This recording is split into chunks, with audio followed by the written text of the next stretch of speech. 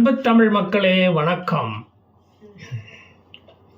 சிரியாவில் ஆட்சி மாற்றம் நடைபெறப் போகிறது. பாசர் ஆசாத் ஆட்சி போய் வேறு நல்லவன் வந்து ஆட்சியில் உட்கார போகிறானா? இல்லையே. சர்வாதிகாரியை விரட்டி விட்டுக்கிட்டு ஆட்சியை பிடித்து உட்கார போவது சில பயங்கரவாதிகள் தானே. அல்கொய்தாவின் ஒன்றுவிட்ட அண்ணன் மகன் தானே வந்து ஆட்சியில் அமரப் போகிறான். அதனால் இனி அங்கு சுபிட்ச மழையா பொழிய போகிறது. குண்டு மலை தானே பொழியப் போகிறது. அதை நாமளும் பார்க்கத்தானே போகிறோம். எந்த இஸ்லாமிய நாட்டில் ஜனநாயகம் இருக்கிறது? எந்த முஸ்லீம் நாட்டில் திருமாவளவனின் சமத்துவம் தாண்டவம் ஆடுகிறது?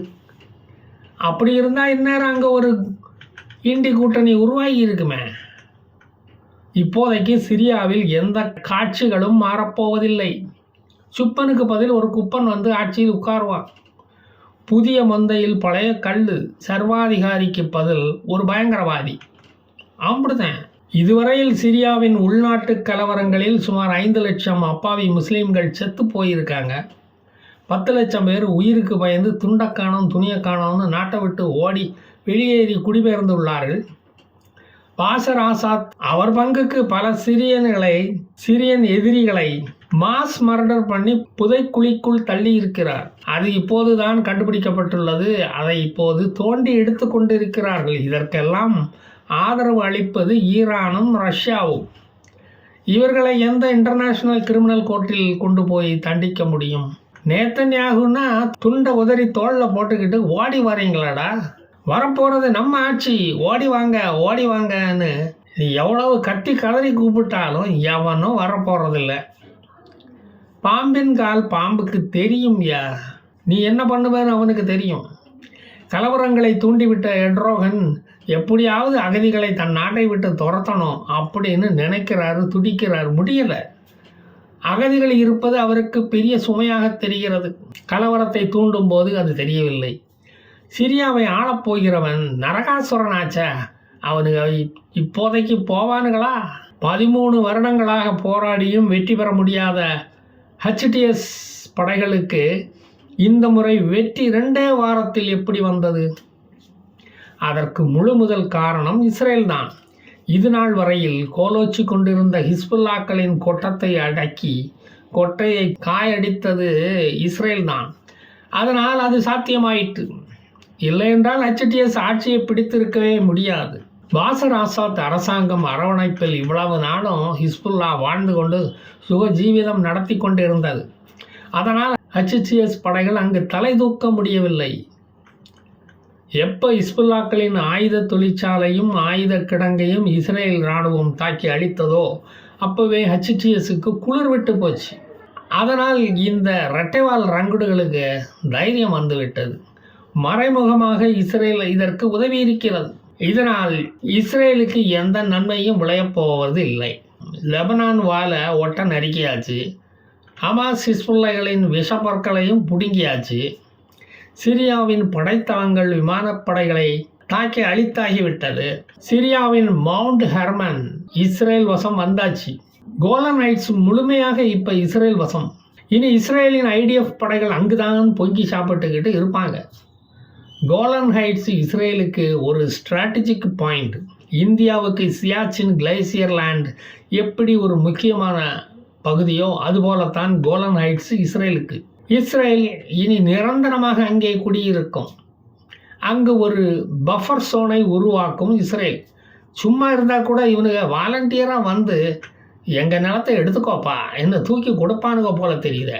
அபு முகமது அல் ஜலானி என்ற பயங்கரவாத தலைவன் தான் அடுத்த சிரியாவின் ஜனாதிபதி ஆவான். அந்த திமிரில் எங்களுக்கு அடுத்த இலக்கு இஸ்ரேல் தான் என்று வழக்கம் போல கொக்கரித்தான். அதெல்லாம் ஊரை ஏமாத்த விடுகிற பீலா என்று இஸ்ரேலுக்கு தெரியும். ஏன் இப்போ கூட சிரியாவின் மவுண்ட் ஹெர்மன் பகுதியில் தான் இஸ்ரேல் இராணுவம் நின்றுக்கிட்டு இருக்குது. அங்கே தான் நேத்தன்யாகு நேற்றைக்கு ஹெலிகாப்டரில் போய் இறங்கியிருக்காரு. இராணுவ வீரர்களை சந்தித்து பேசிவிட்டு வந்திருக்காரு. போய் தாக்கி அல்லாவே பார்க்க ஒரு டிக்கெட் எடுக்க வேண்டியதானே. யார் வேண்டான்னு உங்கள் கையை பிடிச்சி இழுத்தாங்க. அரபு செய்தி ஊடகங்கள் முகமது அல் ஜலானியை ஒரு மிதவாத அரசியல் தலைவனாக சித்தரிக்கின்றன. அவனை ஒரு சிறந்த அரசியல்வாதியாக படம் பிடித்து காட்டுகின்றன. அல் ஜலானி தான் ஒரு காலத்தில் அமெரிக்காவுக்கும் இஸ்ரேலுக்கும் சவால்களை அள்ளி வீசிக்கொண்டு இருந்தவன். ஹிஸ்புல்லாவை எதிர்க்க முடியாமல் முடக்குவாதத்தால் முடங்கி போய் கிடந்தவன். அவர்கள் தான் இவர்கள். இந்த அல் ஜலானி எங்களை மேற்கத்திய ஊடகங்கள் பயங்கரவாதிகள் போல காட்டுகின்றன. நாங்கள் பயங்கரவாதிகள் கிடையாது, சும்மா அப்படி அன்னைக்கு நடித்தோம்.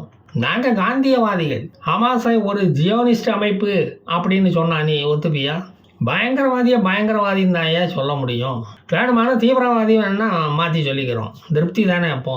லிபியா, சூடான், இந்தோனேஷியா போன்ற முஸ்லீம் நாடுகளில் இஸ்லாமிய ஆட்சி உதயமான போது பாலும் தேனும் வந்து கொட்டன்னு கொட்டும் ரோட்டில் அப்படின்னு சொன்னாங்க. இப்போ மக்கள் எல்லோரும் அங்கே சுகவாசிகளாக வாழ்கிறார்கள். எல்லா முஸ்லீம் நாடுகளிலும் கஞ்சி தொட்டிகள் திறக்க வைத்தது தான் இவர்களின் இஸ்லாமிய ஆட்சியின் சாதனை. முதலில் இந்தோனேஷியாவில் இஸ்லாமிய ஆட்சி வந்தபோது நல்லாத்தான் போய்கிட்டு இருந்தது. 2 வருஷம் ஆன பிறகு தங்கப்பல்லு வெள்ளிப்பல்லா பல்லெளித்தது. பேரிச்சம்பளக்காரன் வேற விலைக்கு கேட்க ஆரம்பிச்சிட்டான். நடப்பது இஸ்லாமிய ஆட்சி என்று அப்பதான் மக்களுக்கும் புரிந்தது.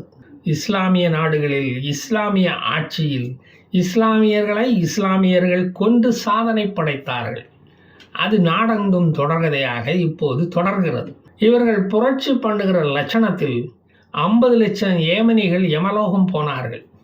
5 லட்சம் சிரியன்கள் சிவலோக பதவியை அடைந்தார்கள்.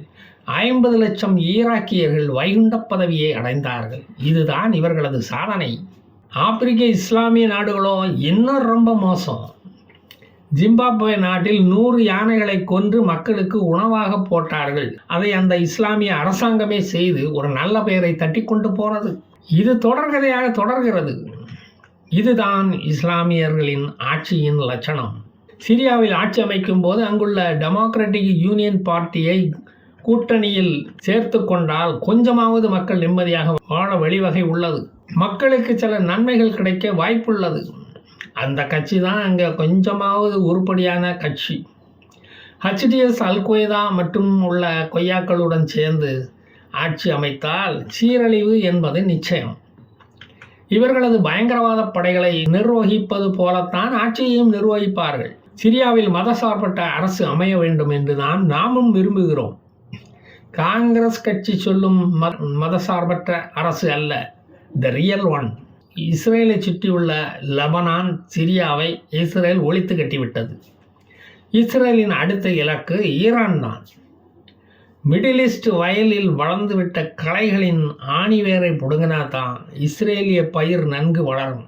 பாஷர் ஆசாத் அரசாங்கத்துக்கு ஐநா, அமெரிக்கா, இங்கிலாந்து போன்ற நாடுகள் விதித்த பொருளாதார தடைகளை விலக்க வேண்டும் என்று இப்போ அல் ஜலானி கேட்கிறார். அப்போ தானே IMFயில் போய் கடன் வாங்கி ஆயுதம் வாங்கி சேகரித்து இஸ்ரேலை தாக்கி அழிக்க முடியும். துருக்கியின் 73 ஆண்டுகால கனவு நிறைவேறி உள்ளது. அதாவது சிரியாவை தன் கண்ட்ரோலில் கொண்டு வர வேண்டும் என்பது துருக்கியின் நீண்ட நாள் ஆசை. துருக்கியுடன் சிரியா கூட்டணி போட்டால் ஈரானை நம்பி லெபனான் அழிந்ததைப் போல சிரியாவும் அழியும் நிச்சயமாக. ஒருத்தன் அழிக்கிறதுல இவனுங்களாம் மிஞ்சவே முடியாது. உலகம் முழுவதும் ஷரியத் சட்டத்தை கொண்டு வர வேண்டும் என்று விரும்பிய நாடுகளில் சிரியாவும் ஒன்று. அப்புறம் சிரியாவால் தனித்தன்மையுடன் நிலைத்து நிற்க முடியுமா? ஆப்கானிஸ்தானில் தலிபான் காட்டாட்சி போலத்தான் சிரியாவிலும் காட்டாட்சி தொடரும். நரிக்கும் நாய்க்கும் ரொம்ப பெரிய வித்தியாசம் ஒன்றும் இல்லையே. பார்ப்பதற்கு ரெண்டும் ஒன்று போல தான் இருக்கும். இஸ்லாமியர்களுக்கு அதிக சுதந்திரம் கொடுத்த London, Berlin, Wisconsin, Amsterdam, Stockholm போன்ற நகரங்களில் அங்குள்ள இஸ்லாமியர்கள் ஷரியத் சட்டத்தை அங்கு அமல்படுத்த வேண்டும் என்று போராட்டங்களை நடத்தியது உங்களுக்கு ஞாபகம் இருக்கலாம். அதை மறந்துடாதீங்க, ஞாபகப்படுத்த விரும்புகிறேன். அடிமைகளாக வாழ்வதிலும் ஒரு சுகம் இருக்கியா? அன்னக்கிளியின் சோகத்திலும் ஒரு சுகம் இருக்கிறது இல்லையா? அது மாதிரி சன்னி ஜியா முஸ்லிம்கள் தங்கள் வாழ்நாள் எதிரி ஆகிவிட்ட பின்பு இஸ்ரேல் இனி பொய்க்கால் குதிரை வேஷம் போடும் எவனையும் நம்பாது. அக்டோபர் 7ஆம் தேதி அவர்கள் நடத்திய அந்த தாக்குதல் இஸ்ரேலுக்கு ஒரு படிப்பினை. இஸ்ரேல் என்ற நாடு இருக்கும் வரை இந்த உலகத்தில் இஸ்லாமிக் குளோபலைசேஷன் என்பது நடக்கவே நடக்காது. அதனால் தான் இஸ்ரேலை எல்லா இஸ்லாமிய நாடுகளும் எதிர்க்கின்றன, அழிக்க நினைக்கின்றன. தெய்வம் வந்து பிறந்த இடத்தை அழிக்க முடியுமா? அழிக்க நினைப்பவன் அழிந்து போவான், அழிந்து கொண்டு தான் இருக்கிறான். அதை நாமும் பார்த்து கொண்டு தான் இருக்கிறோம். கருத்து சுதந்திரம் இல்லாத நாடுகளுக்கு ஜனநாயக கருத்து எதற்கு? அதற்கு பதில் கல்லறைகளை அல்லாஹ் பரிசாக கொடுத்து கொண்டு தானே இருக்கிறான். அதைத்தானே நாம் பார்த்து கொண்டு இருக்கிறோம். இது நாள் வரையில் நடந்தது அதுதான். ஜனநாயக நாட்டில் வாழுவதற்கு இஸ்லாமியர்களுக்கு தகுதி இல்லை என்று எப்போதோ இறைவன் சொல்லிவிட்டான். இராணுவ ஆட்சி, சர்வாதிகார ஆட்சி, மன்னர் ஆட்சி, தீவிரவாத ஆட்சி, கோமினி ஆட்சி, இவை தான் உங்களுக்கு லாயக்கு அப்படின்னு அல்லாஹ் அன்னைக்கே சொல்லிட்டான். எப்போ சிந்திச்சு ஓட்டு போட முயற்சிக்கிறார்களோ, எப்போ செம்மறியாட்டும் மந்தை மென்டாலிட்டியை அவர்களிடமிருந்து மாறுகிறதோ, அப்போ ஜனநாயகத்தை அல்லாஹ் ஆட்டோமேட்டிக்காக உங்களுக்கு தருவான். அதுவரையில் பொறுமை காக்கவும் சகோதரா. பாலஸ்தீனர்களின் வரலாறு 1964 இருந்து தான் ஆரம்பிக்கிறது. இஸ்லாம் பாலஸ்தீனத்துக்குள் நுழையும் முன்பே அரபிகளும் யூதர்களும் அங்கு ஒற்றுமையாகத்தான் அது நாள் வரையில் வாழ்ந்து கொண்டு வந்திருக்கிறார்கள். சில சுயநல அரபிகள் தொடங்கியதே இந்த பாலஸ்தீனம் என்ற பிரச்சனை. PLO என்ற அமைப்பு தொடங்கி இஸ்ரேலிய வெறுப்பு வளர்க்கப்பட்டது அங்கு. அதன் பிறகுதான் பாலஸ்தீன கொடி உருவாக்கப்பட்டது. அதன் பிறகுதான் பாலஸ்தீனம் என்ற திராவிட கொள்கை அங்கு வேரூன்ற ஆரம்பித்தது. உரிமையே இல்லாத இடத்துக்கு 1008 போராட்டம். அறுக்க மாட்டாதவன் இடுப்பில் 1008 அறுவாள். வந்தேரிகளை ஆதரிக்க மக்கள் இருக்கும்போது இப்படியெல்லாம் தான் நடக்கும். என் வாயக்கிண்டி வாங்கி கட்டாதீங்களா. உங்கள் சரித்திரங்களை வெளிச்சம் போட்டு காட்டுவதே என்னுடைய வேலை. நாரதர் கலகம் நன்மையில் முடியும். நான் போயிட்டு அப்புறம் வாரேன். ஜெய் ஹிந்த்.